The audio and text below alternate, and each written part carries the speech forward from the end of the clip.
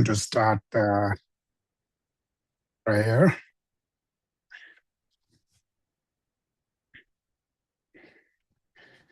Tenpa chanten de tijin sheba ta chompa yang taba zobe sanje riba dan shasu tenpa devre sheba jiten tenpa jibu duwe kalo juwa la na mepa la tami namji tenpa sanje chumden de peja wa shaja toba la chatse lo chodo jabzu cho tenpa chanten de tijin sheba Rajomba Yandaba Zobe Sanje Riba Dan Shasu Demba Devara Sheba Jiten Jemba Gibu Dewe Kalo Jowa Lana Mepa Ladan Minam Je Demba Sanje Chumdende Pejawa Shaja Toba La Chatelo Chodo Jabzo Jawo Demba Chumdende Tishin Sheba Rajomba Yandaba Zobe Sanje Riba Dan Shasu Demba Devara Sheba Jiten Jemba Kibu diwe kalo jowa lana mepa ladami je tenpa sanje chumden pejawa shaja toba la chatse lo chodo jaso che kanche kanyi zo je tamze sachen de la kompa tenpo ne ngani je ten te na choje te te jeba jola cha zolo namda kongya chodo su sanwa yishe jaso se je lumbo Taba jide sumdo la nyewa kombo cho nye jo la cha zelo tsenjo deba timen dawe sedo chawar jo la cha zelo dede juda je seba suma je nyami chujin jo la cha zelo kombo do je jen denbo tam je jenbe denba bo suna yunde jazu Dejin je la cha zelo tabe de cha tewa ju dewe nye sun le dwe Jidu dendam chojo ba shi jo jo la cha zelo tena tue lam yang de Laba da la ra tu ne shinje tamba yin den den jen de la yang cha zelo Degba jin yang mi cha shin je wo prisum so ba je ran je sim ne yong so tene san je den ba je kama ra re ma me ta je ma se ba chu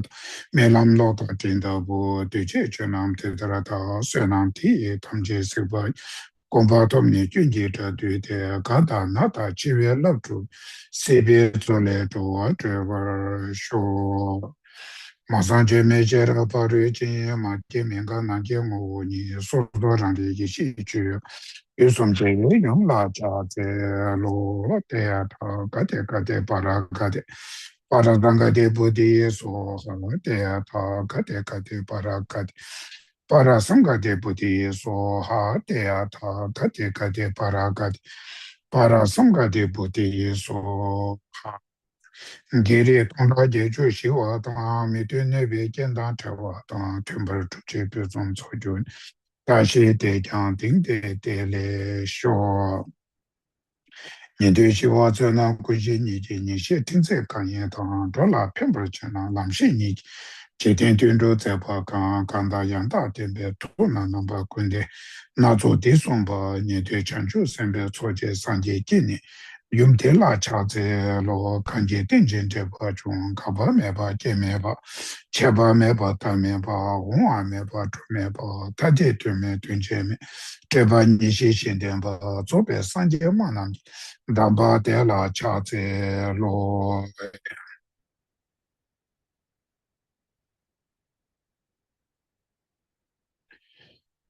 Ji Bi Ji Jun Che Me Do Zhang De Ra Lin Xi Nin Te Jian Bao De San Jie Xing Du Mi Te Pe Wa Zhou Gui Nam Da Xing Du Jue Ba Ra Shu Ye Dang Gu Ru Rat Na Men Da La Kam Ni Ya Ta Ya Mi.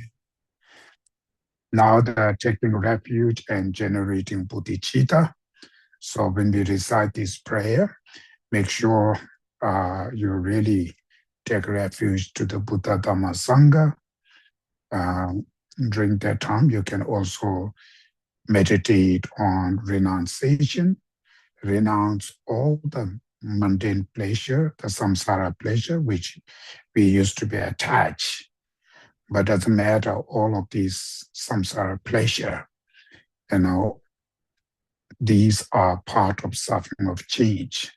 So they don't have kind of the point. It's kind of pointless. It's part of suffering, our attachment over us, not seeing the reality.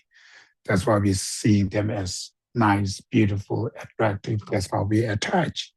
general, all of these are part of suffering. So renounce all the samsara pleasure, seeking oneself desperately to freedom from all your mental afflictions, your negative karma, through that all the samsara sufferings. And that's why rely on Buddha Dhamma Sangha can able to save us, right? Show your faith of convince. Then the purpose of listening to this teaching, the merit we accumulate through listening to this teaching, you dedicate to yourself to achieve enlightenment Buddhahood for sake of all beings, bodhicitta. It's very, very important. Sanje che dang tsu ji chu nam la chan chu pa to ta ni che su chi ta ji chi shi ji be tsu nam ji zho la pen che sanje chu pa shu sanje che dang tsu ji chu nam la chan chu pa to ta ni che su chi ta ji chi shi ji be tsu nam ji zho la pen che sanje chu pa shu sanje che dang tsu ji chu nam la chan chu pa to ta ni che su chi 다지 주시 기비 조남지 돌아 펜제 상제 두바 쇼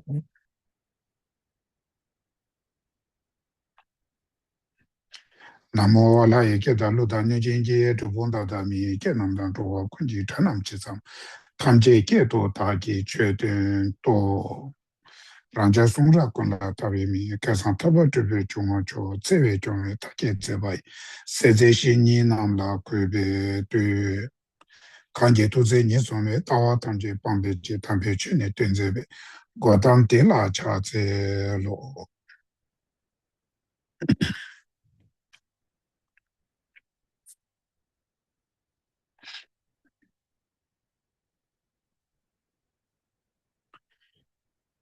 Okay, so now today we are in stanza 12. So mentioned earlier, make sure all of us, set up the bodhicitta intention. It's very, very important. So that always be remember anytime you're listening or you're teaching or you're reading the text or anytime, any dharma activity when you do it, this intention, bodhicitta, is the first very important part. So make sure all of us, to whatever activity we're doing here, dharma activity, out of bodhicitta. So stanza 12. Tele toba toana tongla chawa mirungshi. Chadan jela tongmebe nyamngai yangdu lunga shes. Whereas when one sees the opposite, since there can be no function in emptiness, no emptiness in what has functions, one falls into a dreadful abyss you maintain. So, previous stanza, which is stanza 11, talking about establishing the what you call the when one who sees emptiness as a dependent origination is able to establish activity and function within the emptiness, right? That's the stanza 11, right? When you understand emptiness means dependent origination, then you do not have any problem. Conventionally, you can establish all the activities and all the conventional truth within the emptiness. You have no any problem to assert, conventionally things exist within the emptiness. But then stanza 12, where's one see the opposite? So when one see the opposite, emptiness and dependent origination as the opposite each other, right? So for them, don't understanding emptiness means dependent origination, right? So emptiness, which is here, empty of independent existence, empty of inherent existence, right? Empty of exist, independently. So when they see the opposite, empty of independent existence and dependent origination as the opposite, then since there can be no function in emptiness, so they cannot assert conventional like existence within the emptiness, right? If empty, that means nothing exists for them. So since there can be no function in emptiness, no function, nothing exists, right? Because they don't understanding empty means dependent origination, right? So that's why the person who don't understanding, who don't see emptiness means dependent origination, they have a struggle. So when they see opposites, since there can be no function in emptiness, nor emptiness in what is function, right? No emptiness in what is function.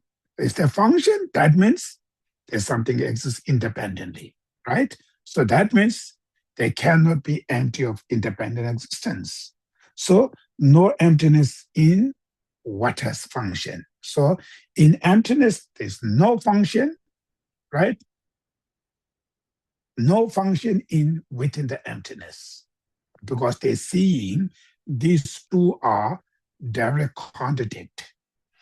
So when the person have this issue, the problem, those people, one falls into the deathful abyss, right? You maintain. Buddha, you say that.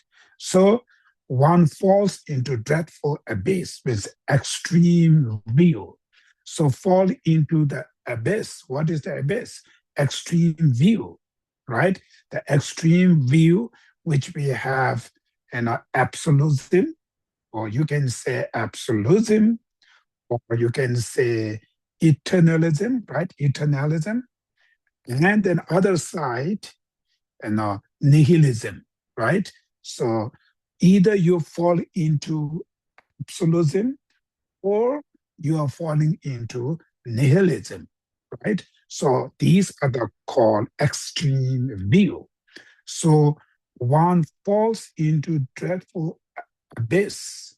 So the abyss, the kind of the steep, right? You are falling down. What is that? That's called the extreme view.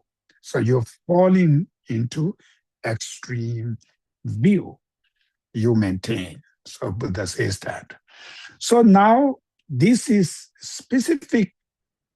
They're talking to the Buddhist lower school, and of course, the non-Buddhists, all of them, right?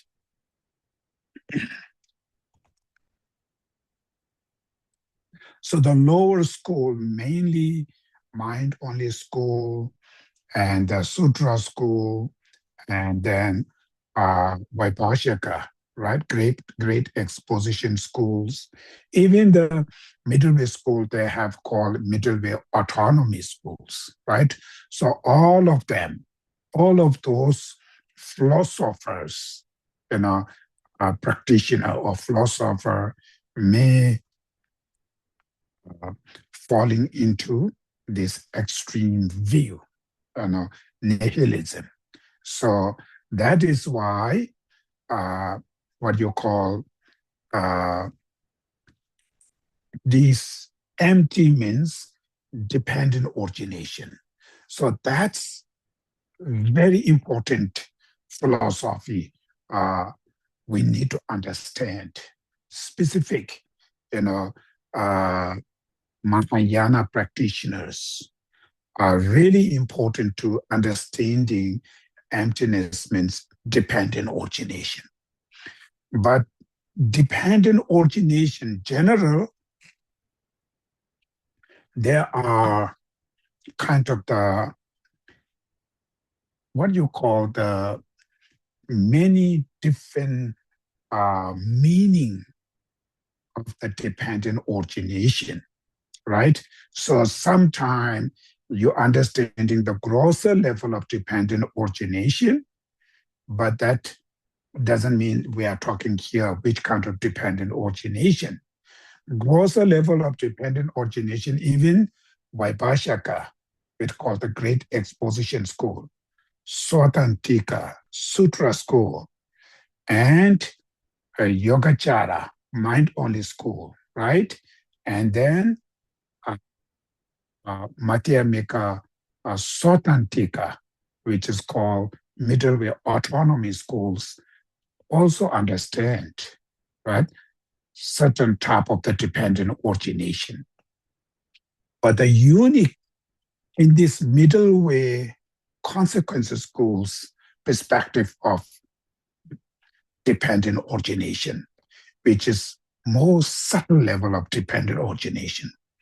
That very, very important to understand what that means, not just word understand, right? Behind the meaning, we need to understand that. So therefore, maybe today I just put it one of the uh, Tibetan master. His name is called Jangya Rilpe Dorje. Jangya Rilpe Dorje, right? Rilpe Dorje. Naming his name, main name is Rilpe Dorje. Very smart the teacher, has lots of book he wrote it. So today I read it, one of his commentaries on this, the praise to the dependent origination, the text which we study. So what he explained about this. So there are, in Tibetan, we have lots of commentary on this text, maybe around 40, 50 commentaries. And of course, I don't have time to read all of them. Even I don't have all these texts. I just follow few of those texts, specific first Dalai Lama commentary on this text, and then Chandra Dorje, and there are 4 or 5 Tibetan masters. So I just today I got it one Chandra where he a little bit kind of explaining about the dependent origination from different schools and they assert. So what kind of dependent origination according to his commentary? Saying among those of our own Buddhist philosophical tenets regarding the manner of asserting dependent originations, he says, although all of our own school and are like accepting dependent origination. So although all of our own schools means Buddhist school, means our own school, which means Buddhist school. General Buddhist and non-Buddhist, two school. But here specific, our own school means within the Buddhist school, right? Buddhist philosophical tenets school are like accepting dependent origination. General of the Buddhist school accepting, they assert dependent origination. They believe in, they're asserting dependent origination because dependent origination is the general Buddhist philosophical view, right? So all the Buddhist philosophical tenets asserting dependent origination, no problem. But within the dependent origination, there's a little different within that. So that's why you say there are distinctions to be made in how they assert it. Thus, the Vaibhashaka, Swatantika, and Yogacara accept So Vaibhashaka, which is Great Exposition School, one of the lowest Buddhist philosophical tenets, right? Sotantika, the second school, is called the Sutra school, right? And Yogacara. Yogacara is mind-only school, right? So that's how he's saying accepts dependent origination. All of them accept dependent origination only in the sense that conditioned phenomena. So they assert dependent origination only in the sense that conditioned phenomena, independent upon cause and conditions, but they do not accept that unconditioned phenomena arise dependently. So all phenomena are put it into two aspects or two categories. One is which is called conditioned phenomena, right? Conditioned phenomena. One is called unconditioned phenomena. Conditioned phenomena, which means the phenomena which are impermanence. All the impermanence phenomena are called the conditioned phenomena, right? Unconditioned phenomena, which are permanent phenomena, permanent, like emptiness, like a sky. These are the permanent phenomena. So there are two different aspects of the phenomena within, right? Within the phenomena. So these first three schools only assert, accept conditioned phenomena as a dependent origination. They believe those, conditioned phenomena as a dependent origination for them.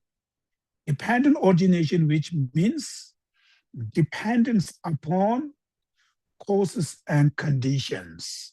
So they dependent on causes and conditions. That's why it's called dependent origination. For instance, they also assert flower is dependent, dependent originations because they are dependent on causes and conditions, right? Human beings are dependent origination because they are dependent upon causes and conditions. So that type of dependence, that in dependent originations in terms of dependent causes condition.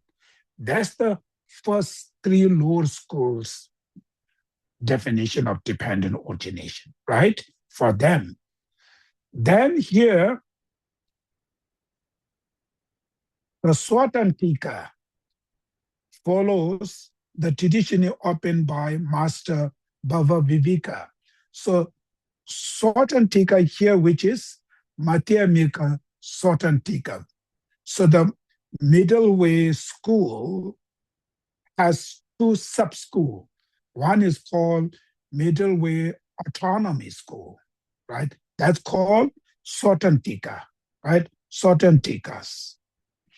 And that main teacher of middle way autonomy schools, the main founder or pioneer is Baba Viveka, right?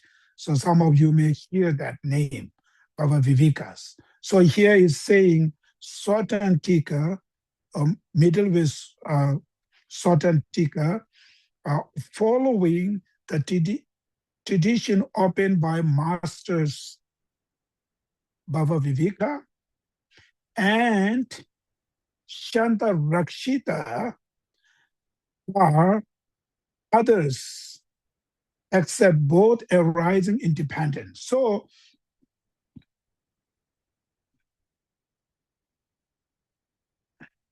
middle way autonomy school, middle way autonomy schools, the one of the famous master, Bhava Viveka, and then Shanta Rakshita, right? Shanta Rakshita is the Indian first master who came to Tibet, right? So who's the one bring the Buddhism into Tibet during the 8th centuries, beginning of 8th century. So that's called Shanta Rakshita. So Shanta Rakshita follows middle way autonomy school, not the middle way consequences school, right? Middle way schools, within the middle way school, there are two sub-school, middle way autonomy, which is Sanskrit is called Madhyamika Swatantika, right? And another master, which is called Shanta Rakshita, right? Shanta Rakshita, Bhava Vivekas, they are the one who follows middle way autonomy, middle way Madhyamika Swatantikas. So that's why from that perspective, middle way autonomy perspective of dependent origination, here saying, except both arising in dependence upon the cause and condition and being established in dependence upon one's own parts as meaning of dependent origination. So this school, dependent origination, which has meaning, one meaning is same as a three lower school, dependent on causes and condition. That also they believe, they assert it. But dependent origination is not only that. There's also another, meaning they're believing is called dependence upon one's own parts. So dependent on parts, right? Parts. So that's extra, which is the three lower school not believing that, right? For them, dependent origination means dependent on causes condition. That's all. Now, middle way autonomy school assert dependent origination means not only dependent on a causes condition, also dependent on parts, like a whole and parts, right? The whole and parts. So that's why for them, dependent not only on conditional phenomena, they also unconditional phenomena are also dependent origination. They are not dependent on cause condition, but they are dependent on wholes and parts. They are dependent on parts. That's why unconditional phenomena are also part of dependent origination, which is middleway autonomy schools philosophers, masters asserted it's a little bit higher level of dependent, right?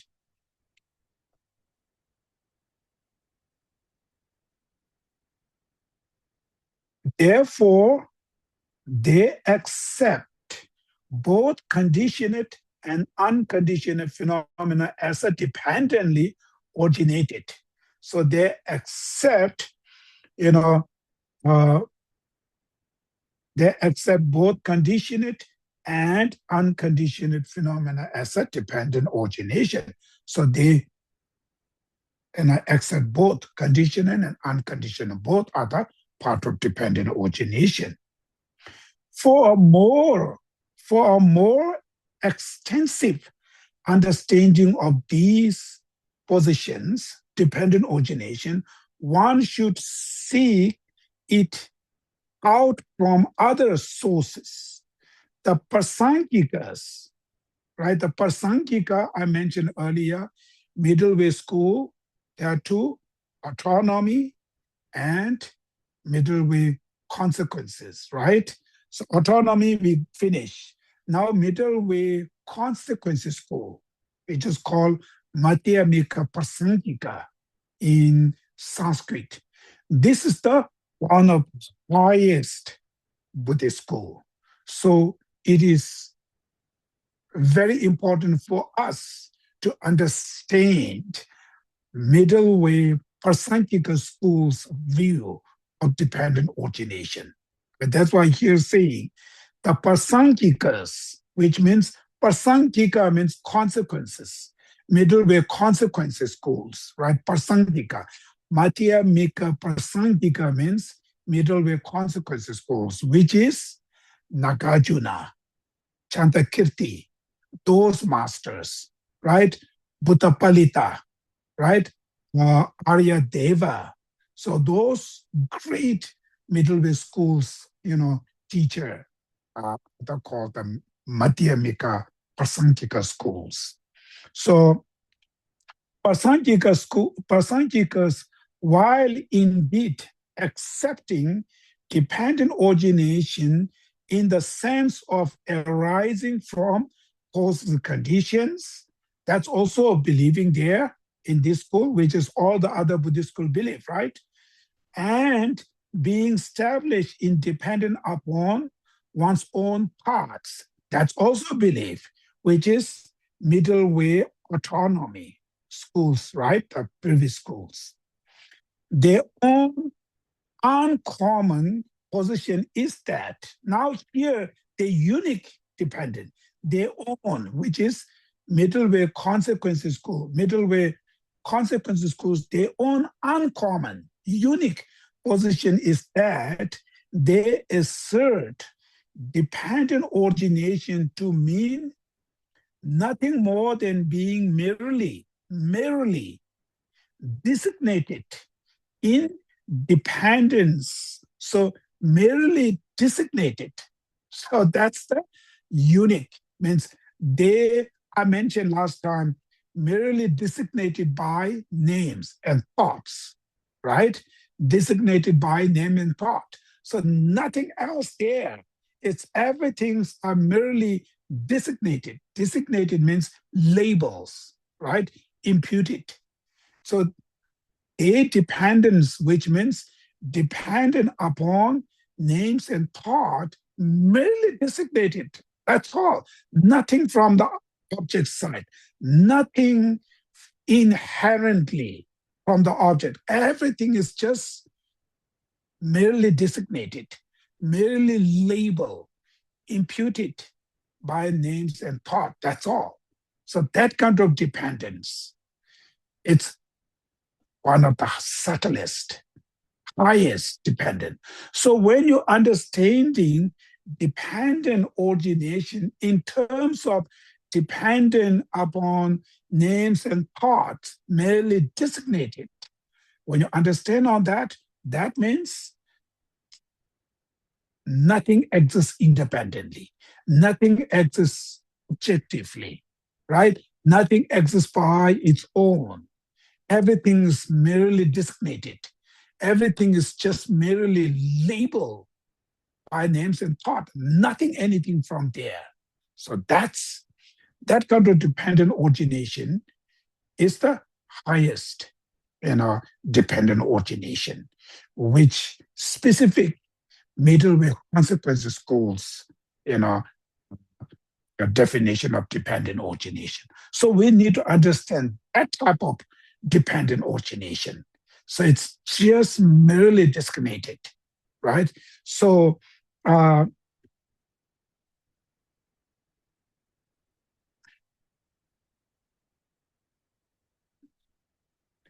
maybe I will send it this little, what you call the words, but I do not know how to put it into there. So maybe I will send it to the Jonathan and he can send email to all of you guys. Then maybe I hope this translation is good because I just used there's a one app called Cloud. So I used to use that Cloud app to translate from Tibetan to English. Sometimes it's very good. Sometimes it's really, really, confused.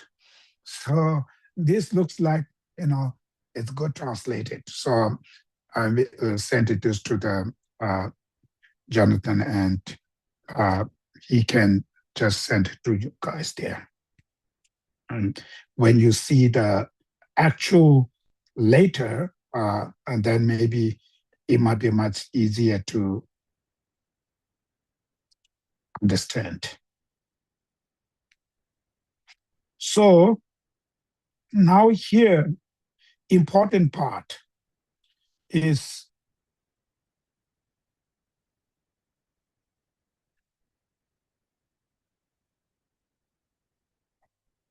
I mentioned last time. So one of the very important thing is, sometimes we just look it into the uh, text, we can say this. But for you, right, for you, how can you understand? Do you really understanding these things or not? So therefore, here one of the uh, important part from the Lama Tsongkhapa's perspective, I mentioned last time, you know, which which means, before you really, if you really wants to understand the emptiness, which is from the middle with consequences perspective, right? Nagarjuna's perspective of the emptiness.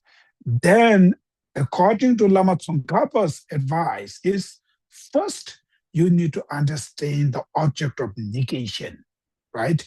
Because emptiness, which means empty of something else, right? That's called emptiness, empty of something else. So, empty of what? That first you need to know, right? So, object of negation means what you're negating, right? Emptiness means you are negating something, empty of something else. So, when you meditate, like for instance, empty of function, which means sometimes when you meditate, you just negate everything. In your mind, you completely stop to, in your mind, you completely stop like a flower, right? When you negate the flower, you completely stop the flower.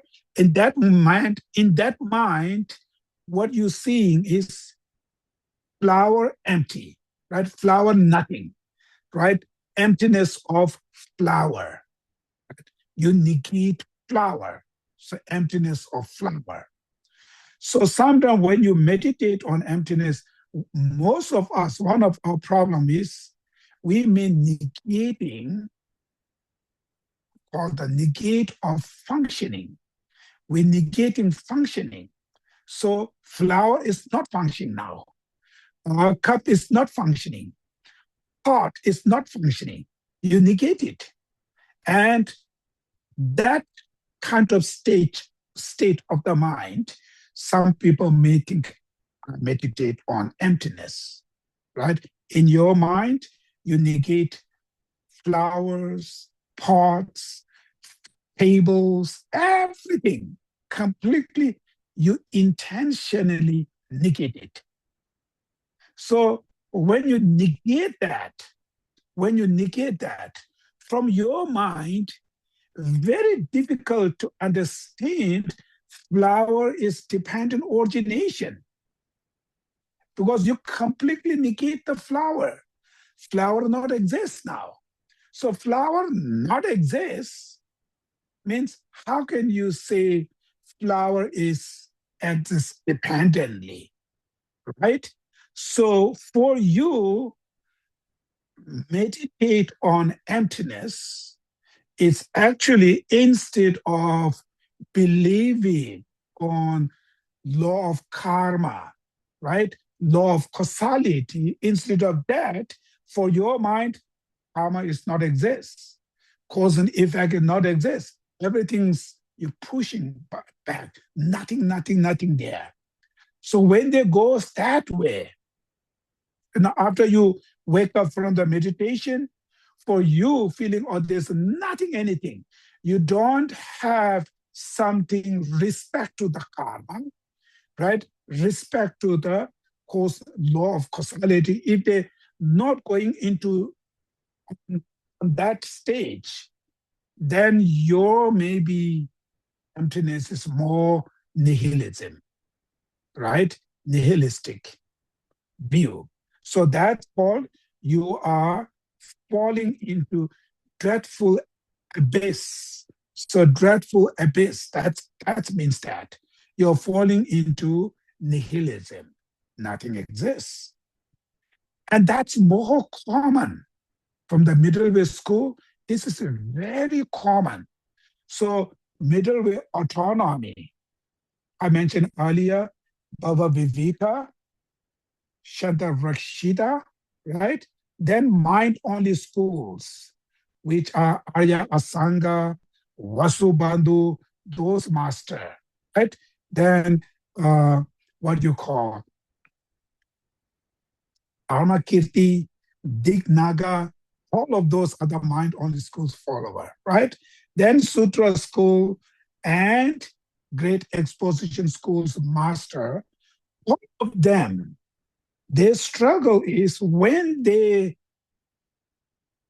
seeing emptiness from the middle way consequences in a perspective of emptiness, for them, it goes toward more nihilism.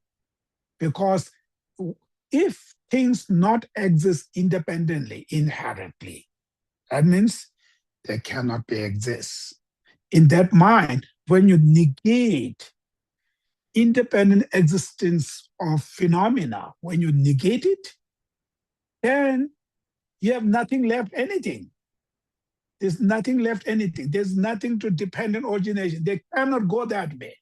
So that struggle for all this lower school, that is why it's when for them, if emptiness, which means empty of inherent existence, that means for them, it's the nihilism. Nothing dependent, not non-dependent origination. That's why here saying where one who sees the opposite, right? Who sees the opposite, empty of independent existence, dependent origination, when they see they are two opposite, then when you go toward emptiness from the middle of your consequences schools, you're going to fall into nihilism, extremes, right? So that is why, first, it's very important for us. What they believe, that's their business, nothing to do with us, right? Either they're falling into extreme view or this or that. There's nothing problem. But why they are talking about this is we also have exactly the same view. So that's why when we're pointing to those people falling into nihilism, actually, we are the one also falling into nihilism. That's why. Otherwise, it doesn't matter wherever they fall, right? So now here, when Lama Tsongkhapa introduced emptiness in Lamrim Chemo, right? Most of you been studied the Lamrim Chemo, right? We've been talking most of time. We've been on a retreat many times, did retreats. So according to the Lamrim Chemo, when you specifically read it, emptiness chapter, the third volume, it's a very, very important to read this slowly. Don't hurry. Go slowly read and think about for you what you understand. So according to the Lamrim, when he introduced the object of negation, he used there are two. One, he says the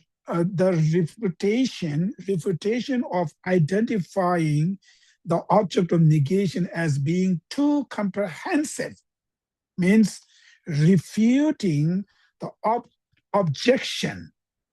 That is, the object of negation is refuting the overly broad identification of object of negation, right? Object to be negated. So refuting overly broad identification of the object to be negated. That part is very important to us to understand.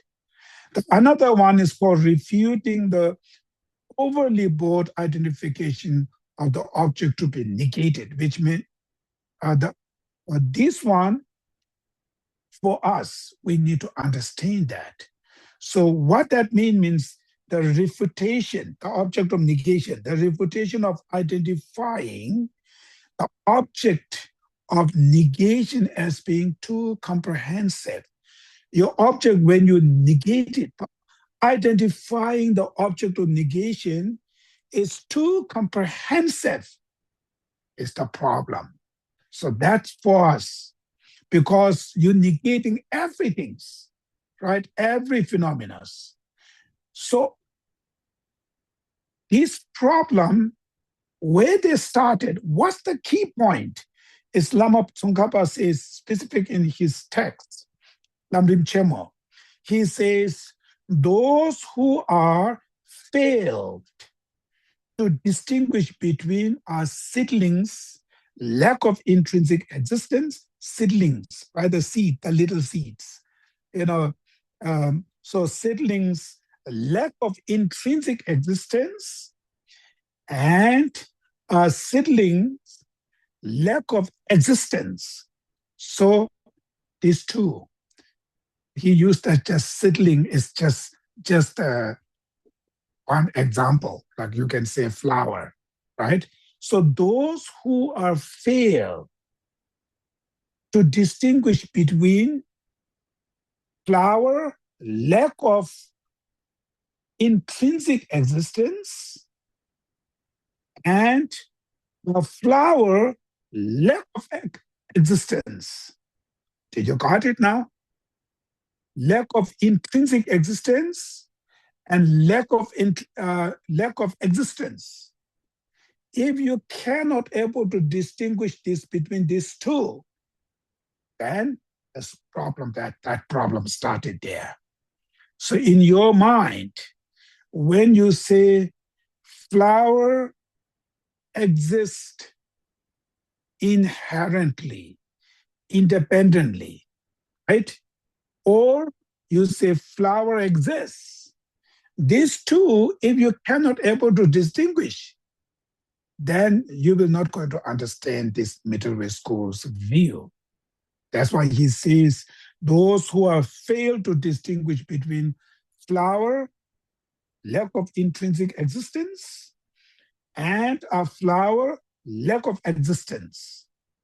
Because of that, they have also failed to distinguish between the existence of a flower and the existence of flower by way of its own essence, which means flower independence, right?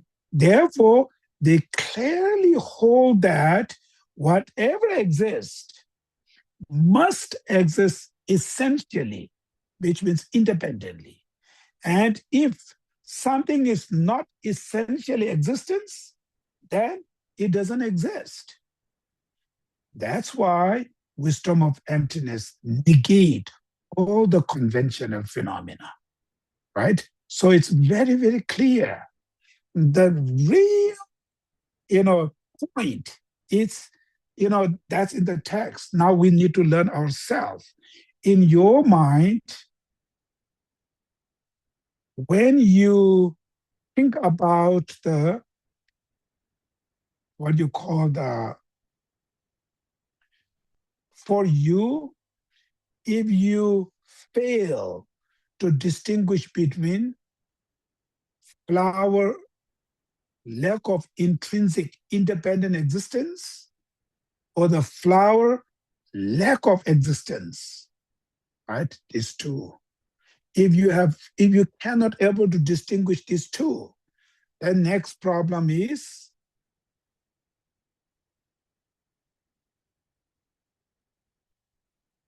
because of that, they have also failed to distinguish between the existence of a flower and the existence of the flower by way of its own essence, which means flower independently, inherently. Right? What that means if you cannot able to distinguish between flower, lack of intrinsic, independent existence, or flower, lack of existence. If you cannot able to distinguish these two, then you also have problem. Fail to flower existence and flower intrinsically existence. You cannot distinguish these two also, right? Because of that, when you negate flower intrinsically existence, when you negate it, you will negate the flower existence also. So that is why you negate all the conventional truths, right? Because we negate all the conventional intrinsic existence, we're negating that. So that's the why problem started. So when you meditate on emptiness, when you study this philosophy, you're always thinking about existence, like a flower existence, flower independent existence. There's two there. So in your mind, look for you, flower existence, what that means. Flower independent existence, what that mean for you. So how should you distinguish these two things? Can you able to distinguish these two things or not? That's how you need to first investigate when you meditate on emptiness.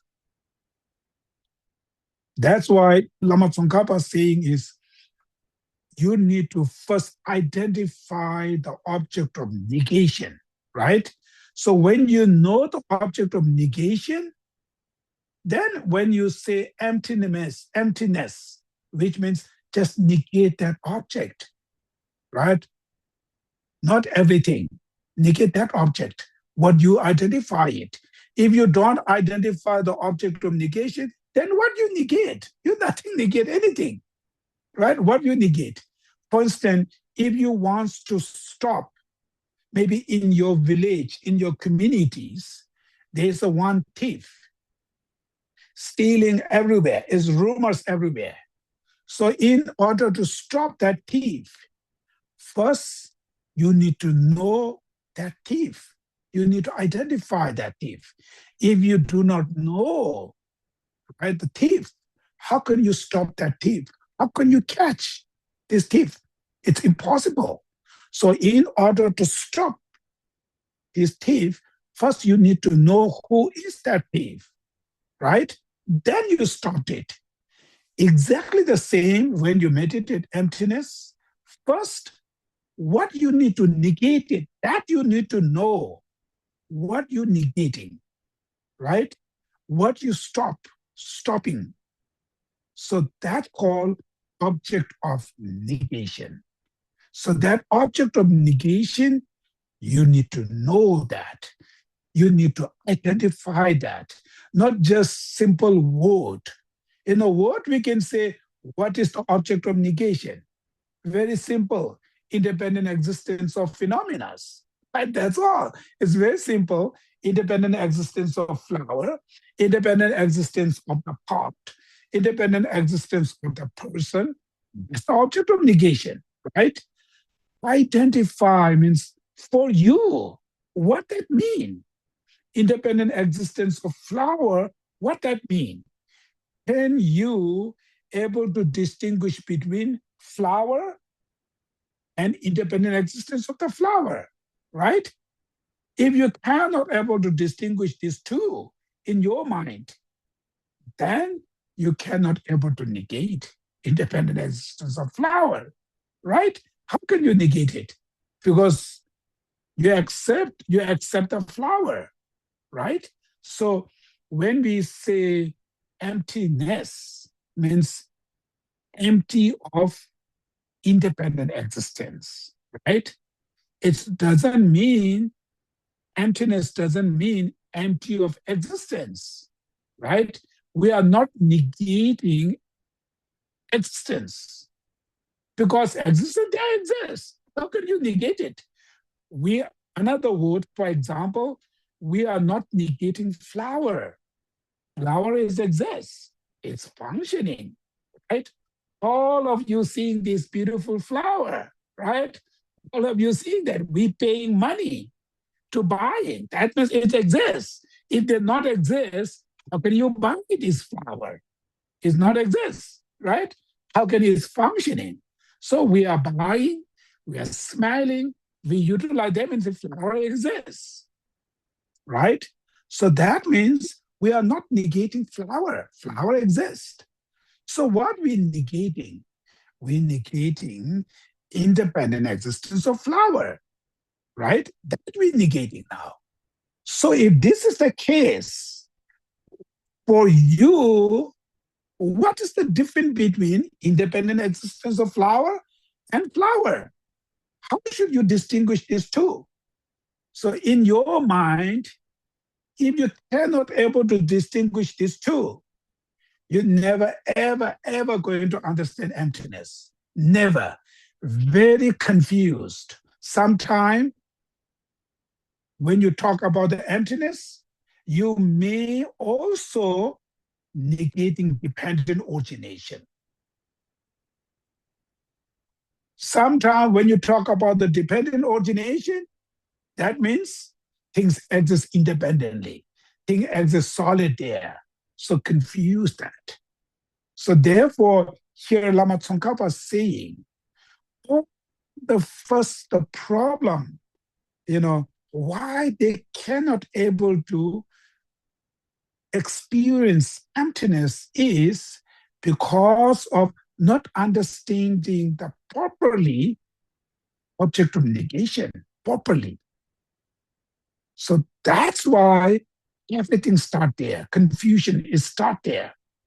So therefore, Lama Tsongkhapa was saying, first, you should try to understand object of negation, right? Which means independent existence of phenomena, self, flower, parts, table, everything, right? Independent existence of the phenomena. So in order to understand independent existence of the phenomena, independent existence of the part, in order to understand that,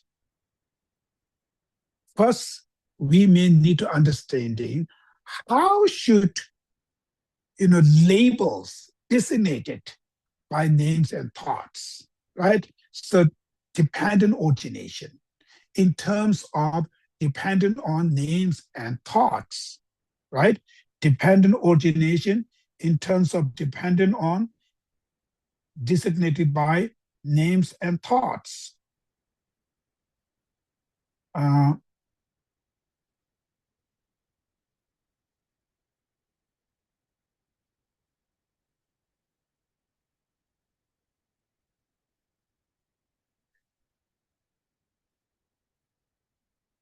Dependent originations are being imputed independent upon the basic of imputation. It is saying here. So dependent originations are being imputed independent upon the basic of imputation. So here there are three different types of the dependent origination. Now, three different what you call the stages or three different categories when we talk.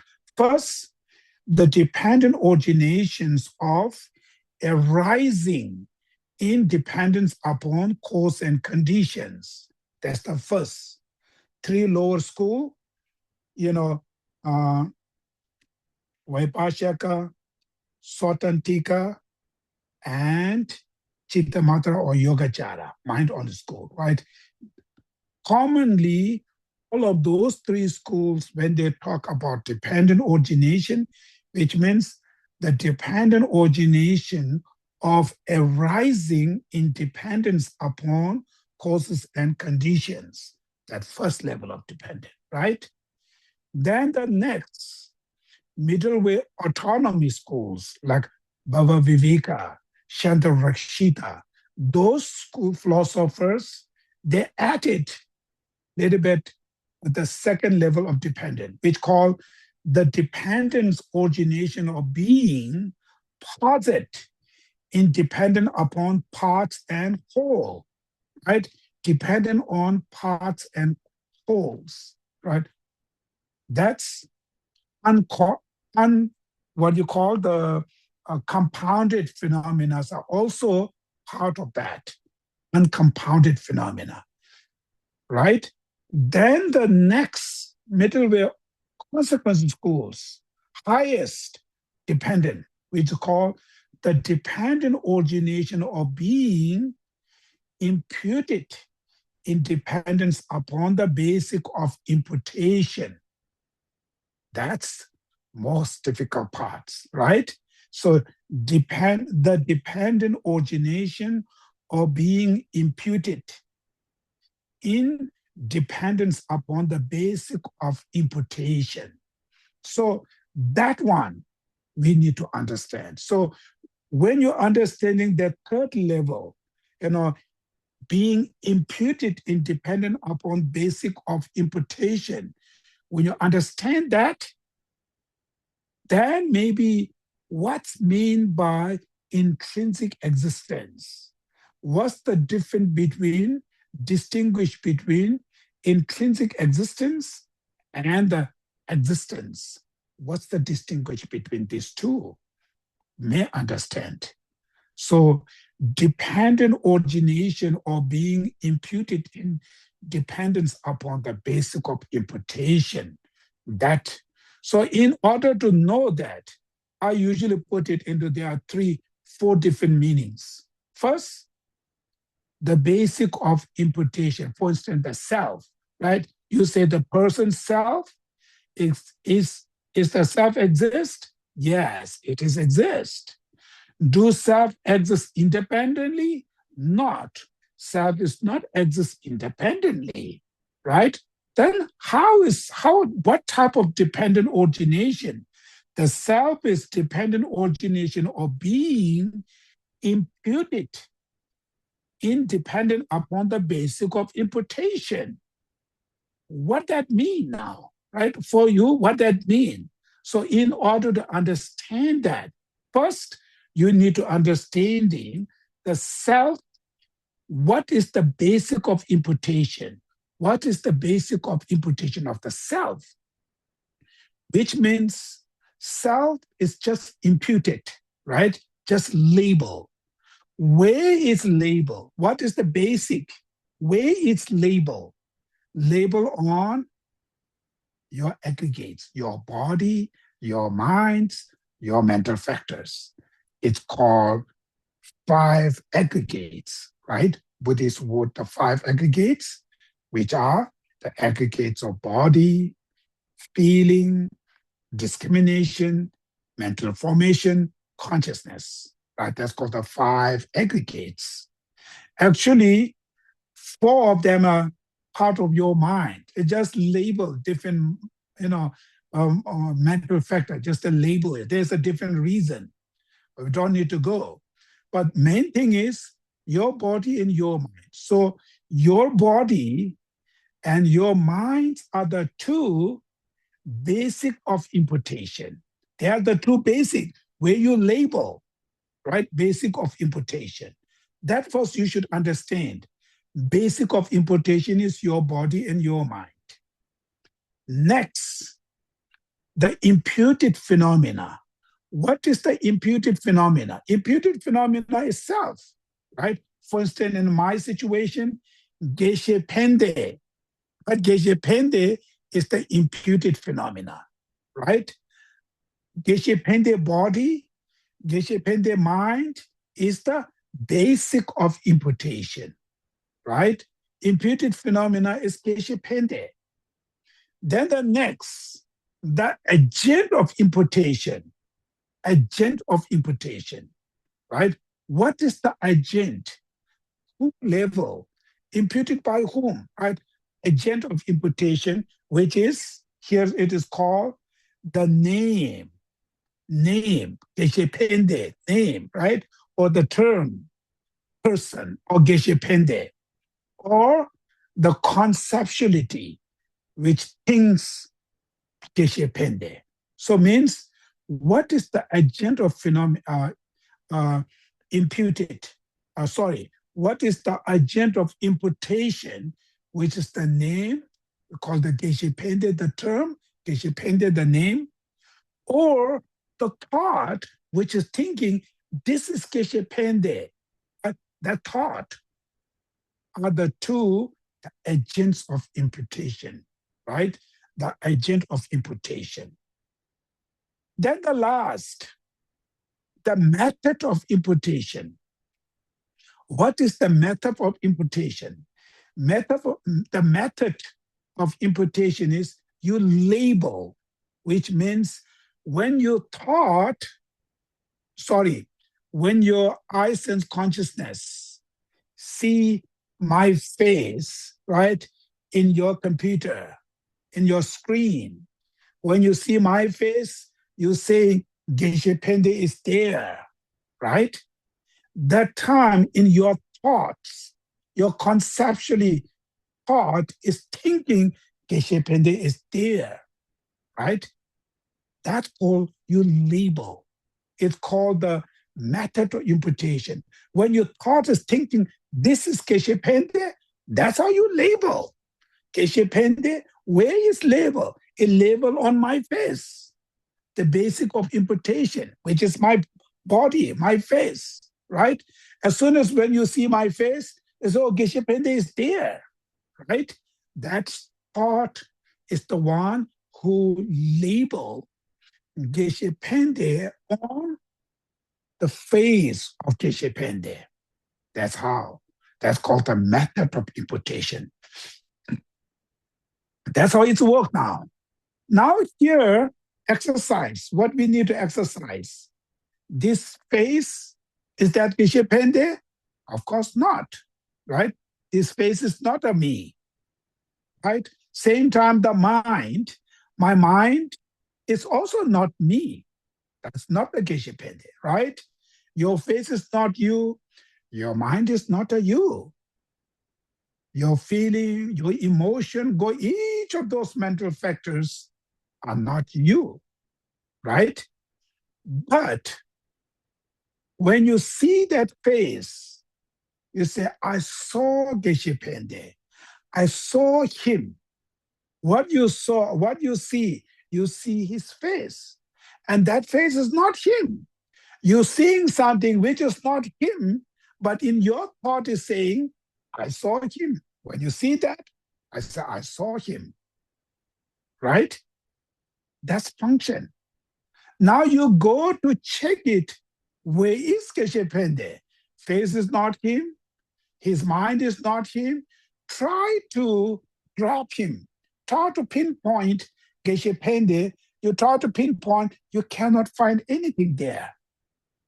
Cannot find anything from the object side.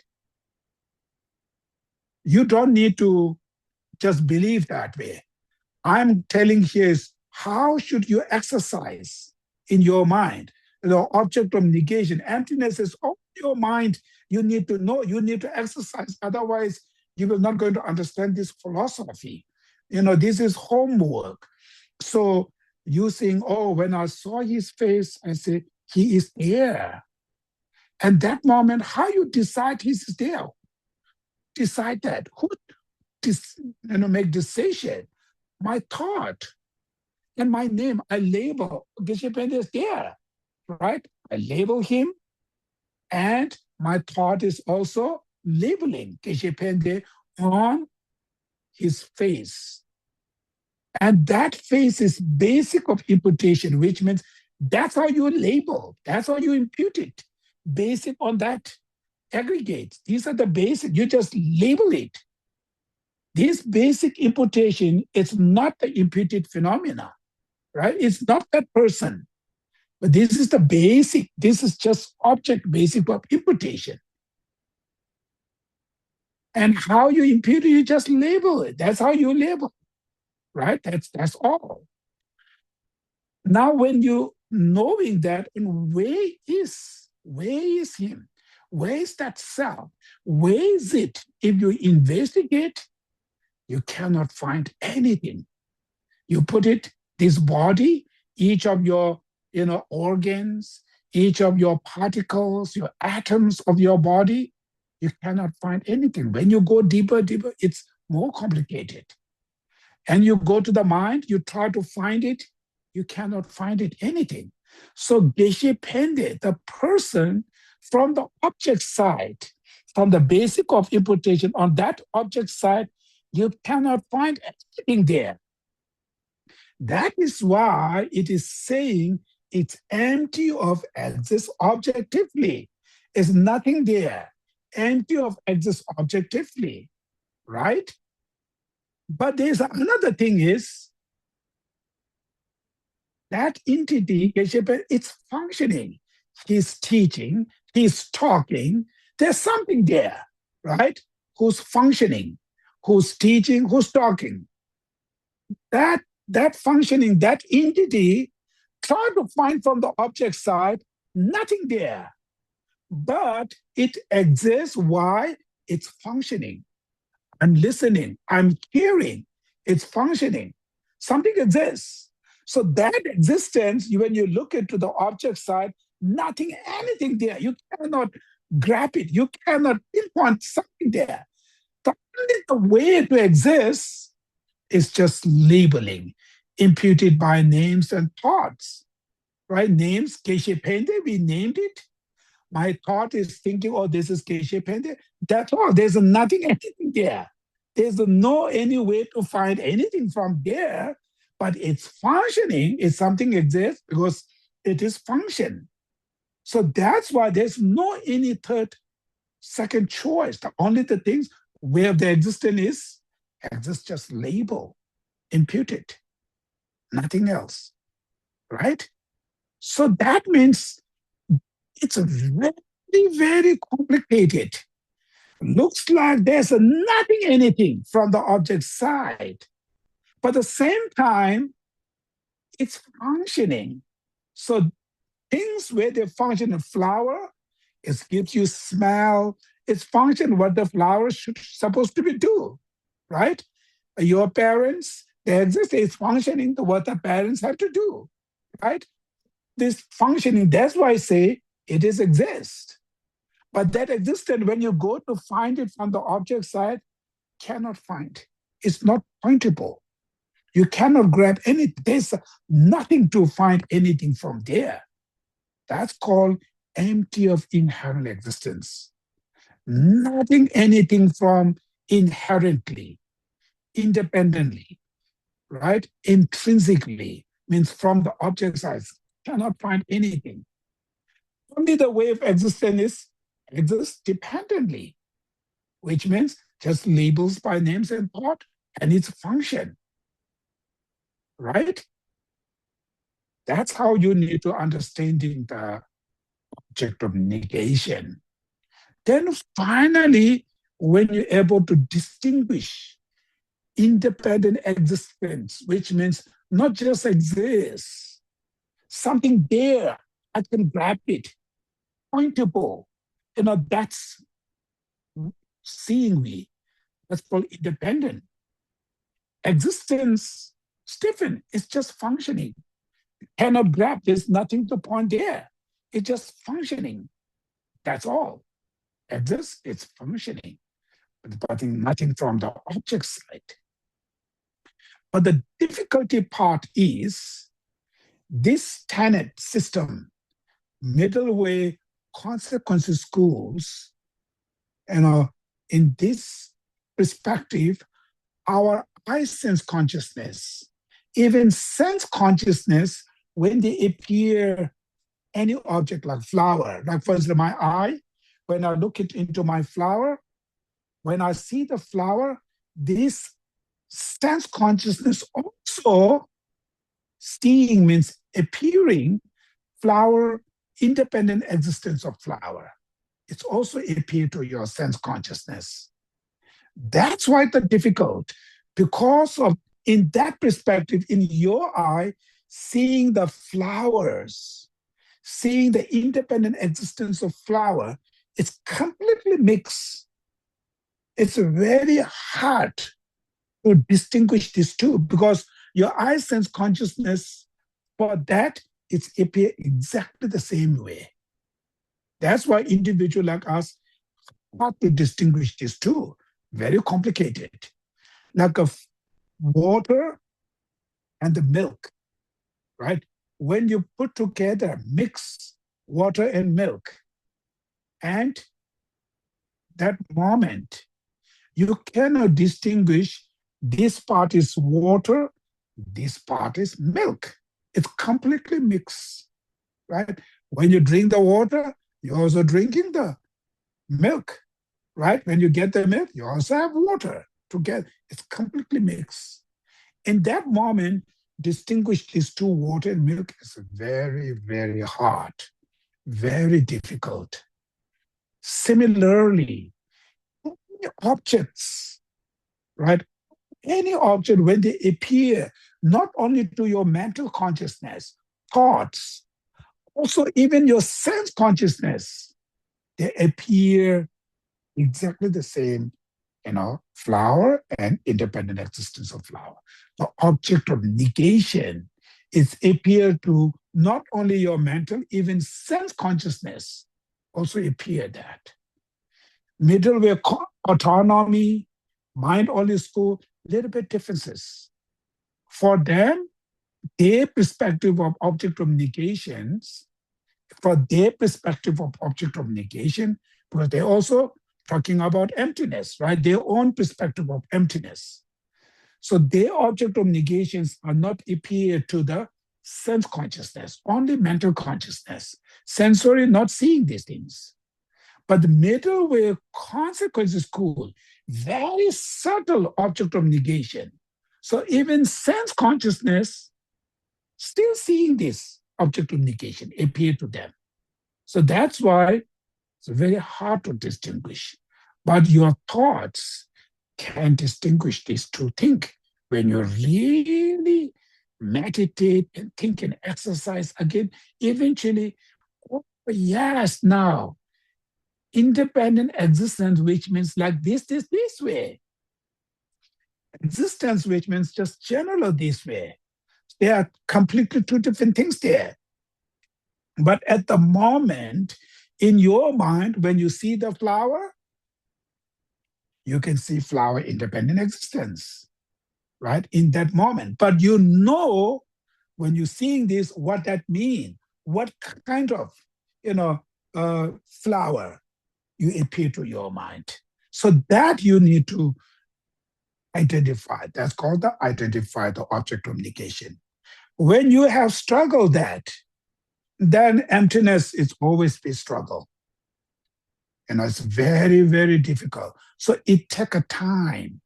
You need to hear the same, words 1,000 times, again and again, and think, very important, think again.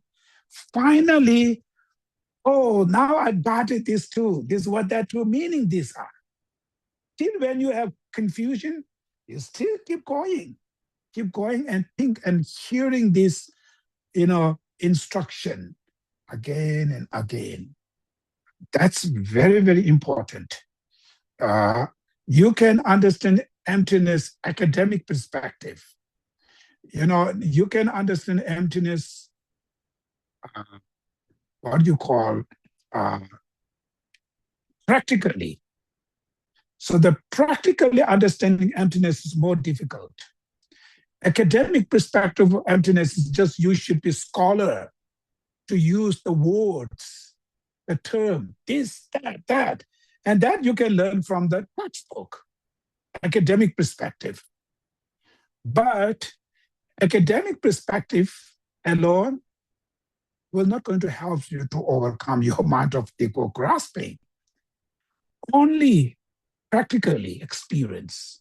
When you experience the emptiness, then it starts to shake your mind of ego grasping.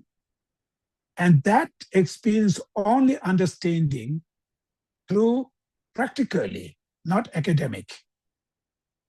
But academic doesn't mean it's bad. It's important. These words you need to hear again. Then after, when you investigate, you research again, eventually, slowly, your understanding level is changed now. Before academic, now slowly, it goes to the what you call practically. And then when you meditate on emptiness, it's something different now. It's something different. So finally, empty doesn't mean nothing. It means dependence arising. So what that really means to you. So first, I mentioned earlier here, the dependent origination of being imputed independence upon basic of imputation. That kind of dependent origination, very important to understand. In order to understanding this basic of imputation, imputed phenomena, right? Agents of imputations, and the method of imputations, right? These four different, I mentioned earlier, is very important how it's work. So everything's we label, we impute it, it's something like that. And the next, when you go much deeper level, then there are quite a number of complicated things there. So this week, we don't want to go all these complicated things. This week, just try to understand these four, right? So I will text you these things send it to the Jonathan, and Jonathan will may text you about these things later, and then you guys, actually, if you take our Lamrim class before Lamrim series, these all are in Lamrim series handout. You already have these out. Maybe you don't read it or you not look there after finish your class, you put it into your wherever there. It's gone now. So then it's something new. But actually, I've been talking about this since, I give this Lamrim series 2-3 times in our center.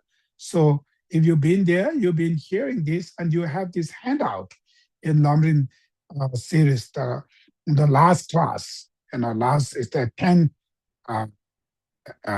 different series, like 10 classes. So the last one, it's all about that.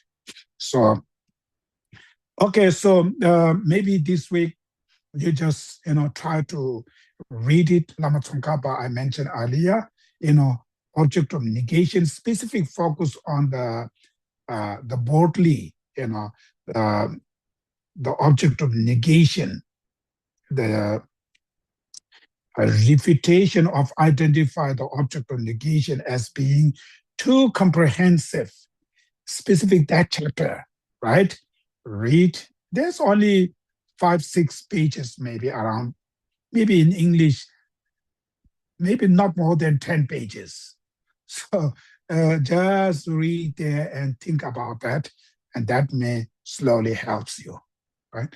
Then the next Thursday, we'll again, going to the object of negation. There's some other things, everything's are labeling, right? Everything's imputed.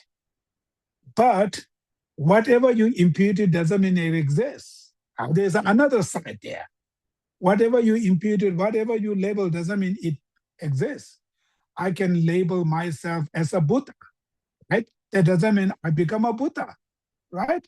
Everything you label, but whatever you label imputed, that doesn't mean. So that also another kind of the other side of the what you call complicated things there. So that part we're going to talk in the next class. So if you're really understanding the object of negation through your own experience, I think then that's tremendous helps you to your meditation on emptiness, right? If that struggle, if this is still struggle, then how much I go here, there, it's still same thing. You are blocked. In the one part of the nerve is a block. then wherever you go, otherwise, how much you go, you cannot get there. It's already blocked there. So you have to first clean that block, right? So this is the object of negation. It's the one of the main nerves, artery to feed your heart. It's the main artery. That block, and then doesn't matter the rest of these things, right? So that's why even it may take few days or few classes. So I'm not hurried to finish. We don't have somebody there to force to have to finish in this date. So the point is something uh, understanding this philosophy in practical way. I think that's future benefit. Finally, we need to get rid of this amount of ego grasping. This is the one, taking over us, and then we've been circled in samsara because of that. So only the way to cut this amount of ego grasping is wisdom of emptiness, nothing else. That's the only way. And in order to understanding the emptiness, first we need to understand the object of negation. That's why even they take few classes. I think I see this very important. Okay, going to stop here. Maybe we have not that much time, but one caution if you have. Oh, first I have to open this.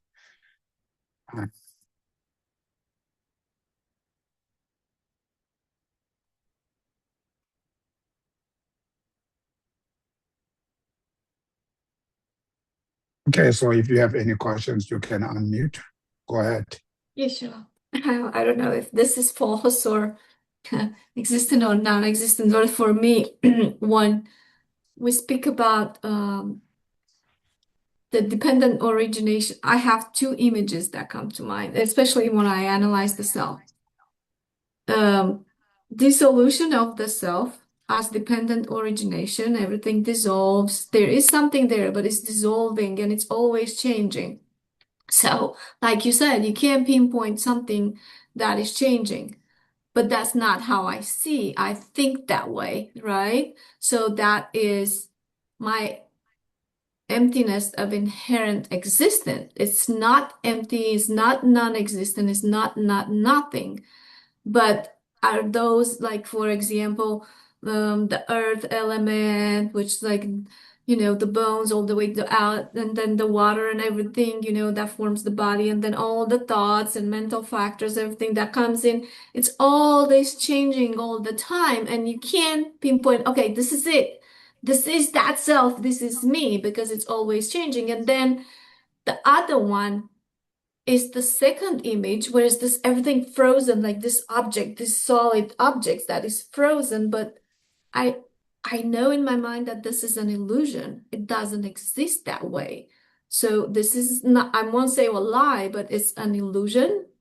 It's something that, of course I can't perceive it directly, but mentally it's this separation, like you said, between emptiness of inherent existence and emptiness of inherent existence and existence, permanent existence. Is that a beginning of understanding it that way, or I need to go back and study a little bit more?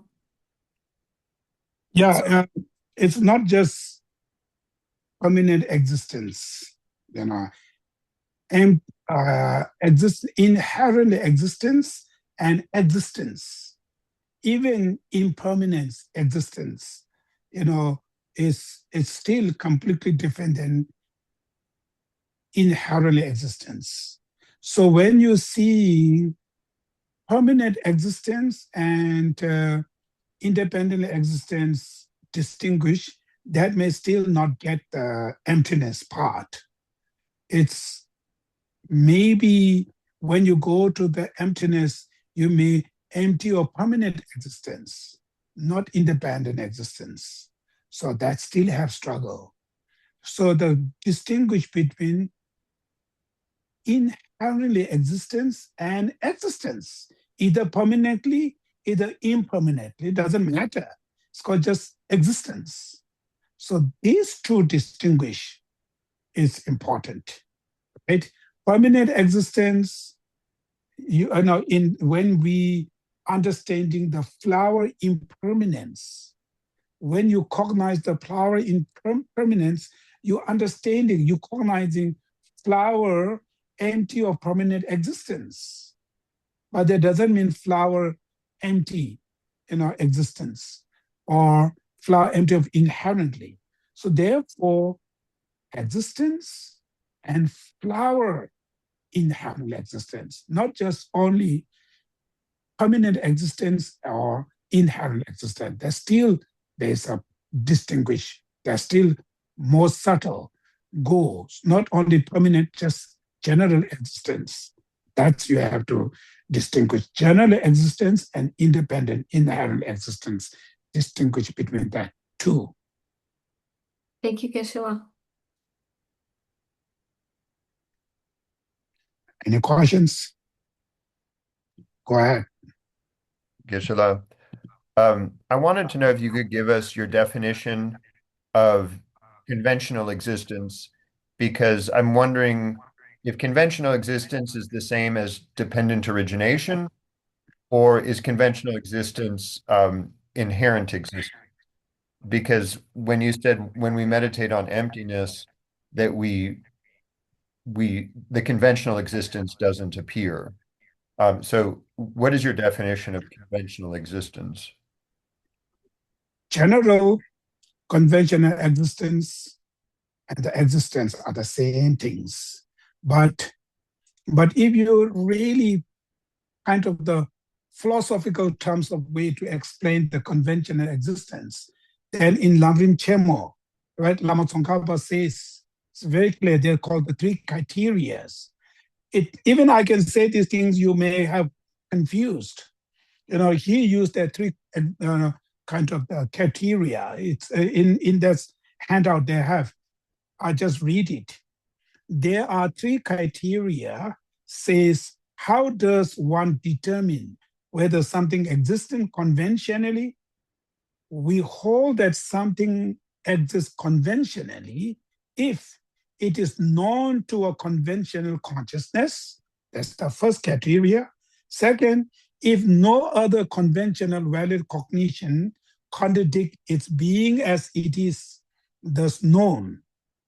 And the third, if reason that accurately analyzes reality, that is, analysis whether something intrinsically exists, does not contradict it. We hold that what fails to meet those criteria does not exist. That's the Lama Tsongkhapa says. But if you go very detailed about this, maybe this part I will talk next when I talk about the imputed phenomena. Otherwise, it makes you very confused. We're not going to understand that. Next class maybe later comes. But mainly conventional existence and dependent is the similar, the same way. Dependent on, here it's saying, if no other conventional valid cognition contradict its being as it is thus known. So that kind of dependent. So it's conventional existence, it means same like a dependent origination. Maybe first go that way.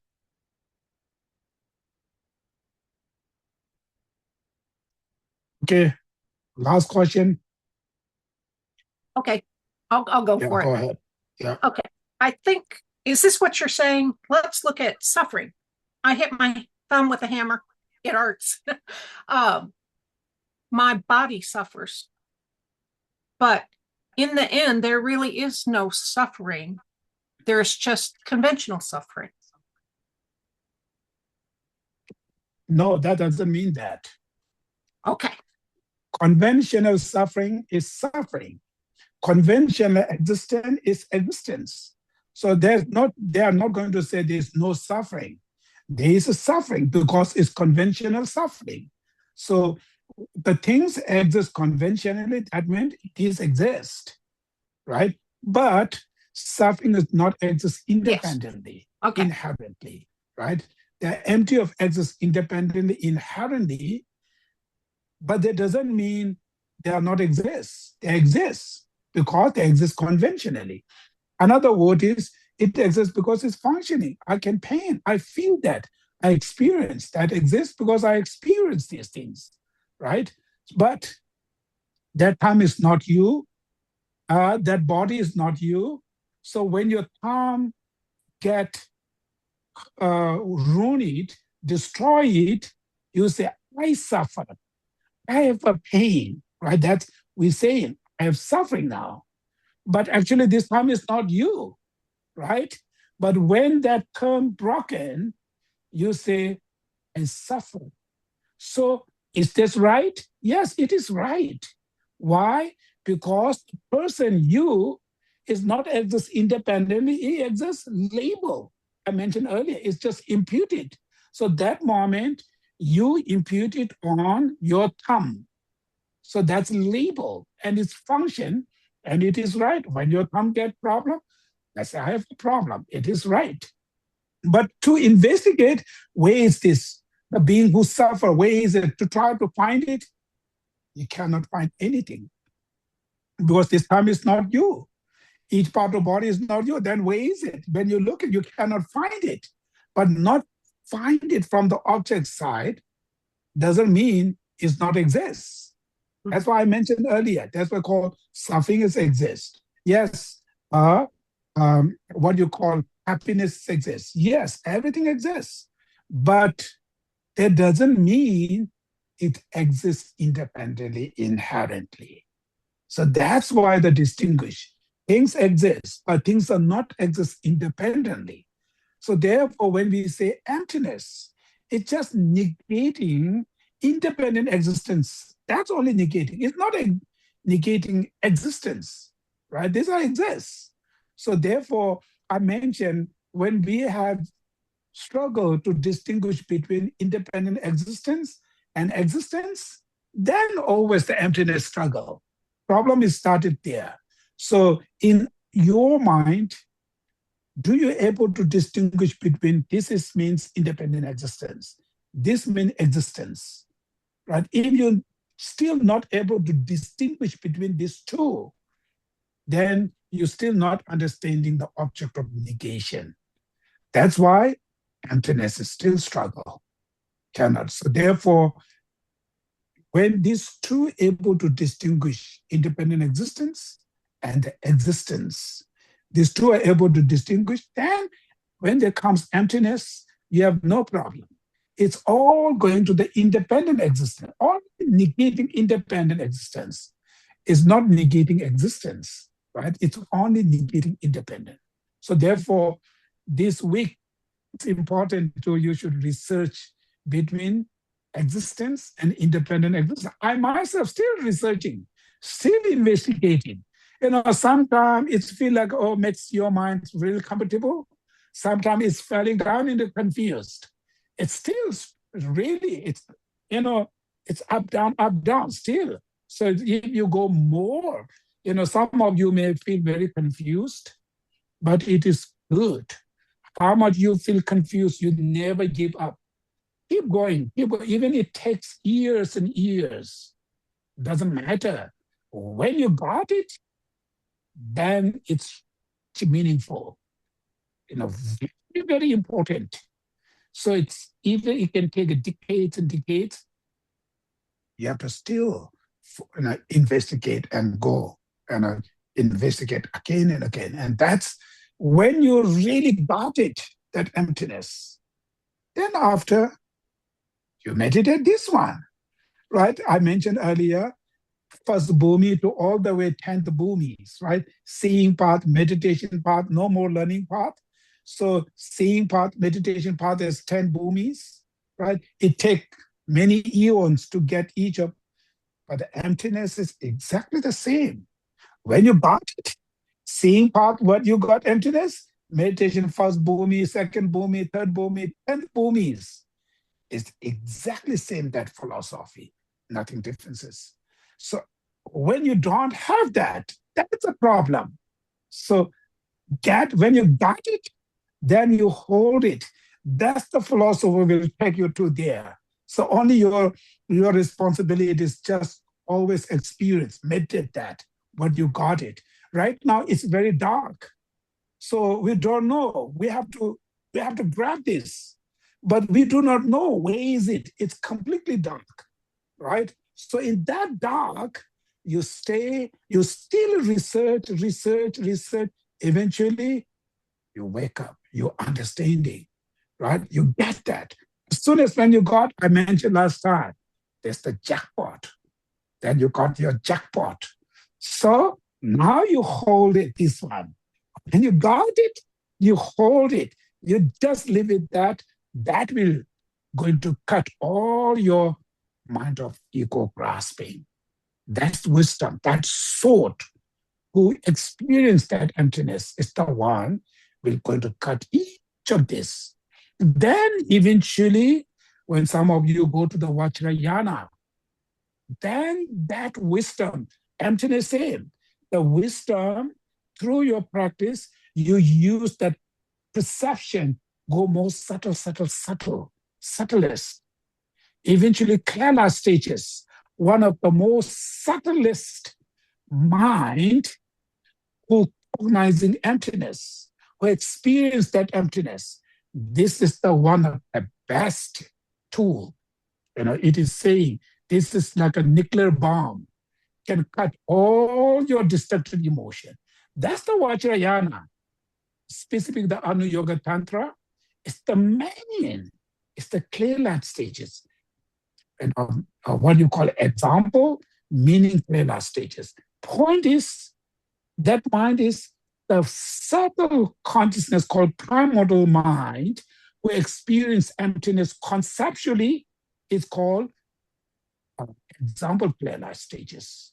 That primordial mind, the subtlest, experience emptiness directly, nakedly, is called meaning clear light stages. These are the two main practice of Vajrayana, all the illusory body, everything, because of that.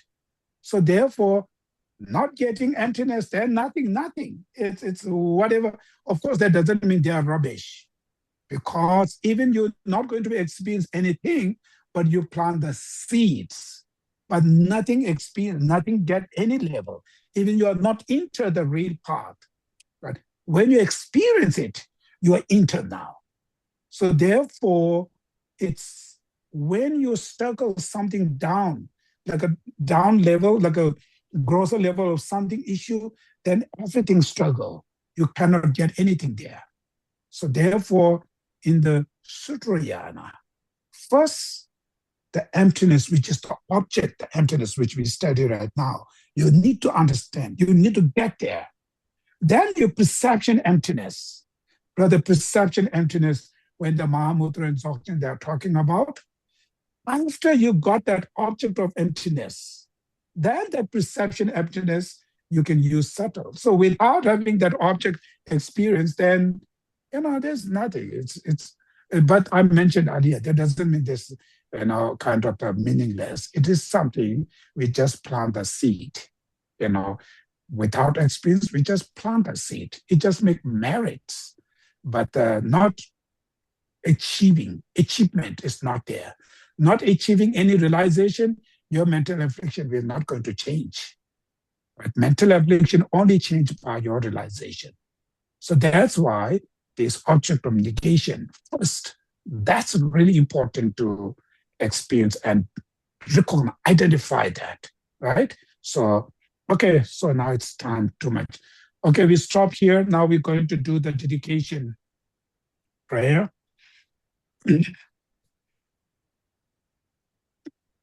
So that whatever merit we accumulated, you can also dedicate to yourself to experience this emptiness.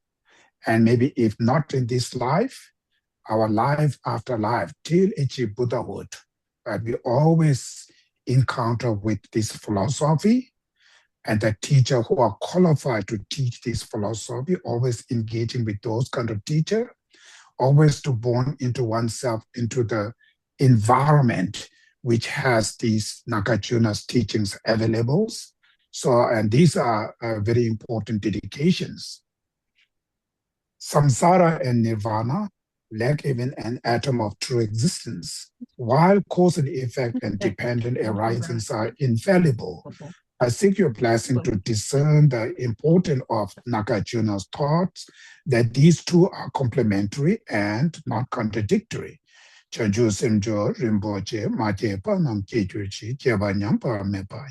Kone Kondo Power Show, may the precious and sublime Bodhicitta not yet born be born, and that which has been born not decline, but increase forever.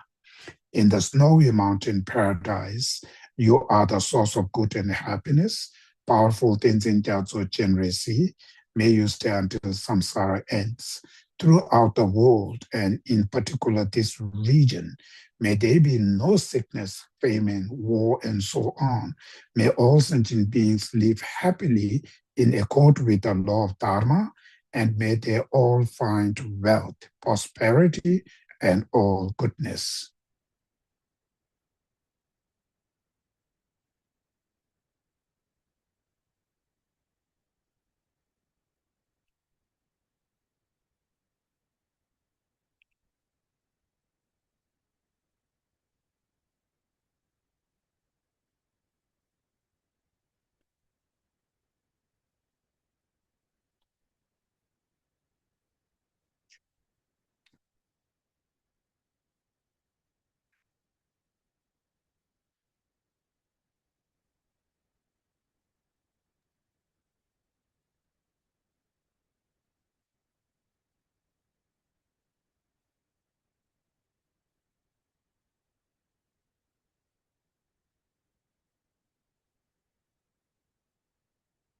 Okay, thank you. Thank you. Thank you, Geshe-la. Thank Thank you. you. Have a Thank good you. night. Thank you. Thank you. Thank you. Krishna Geshe-la. Good night. Good night. Thank you.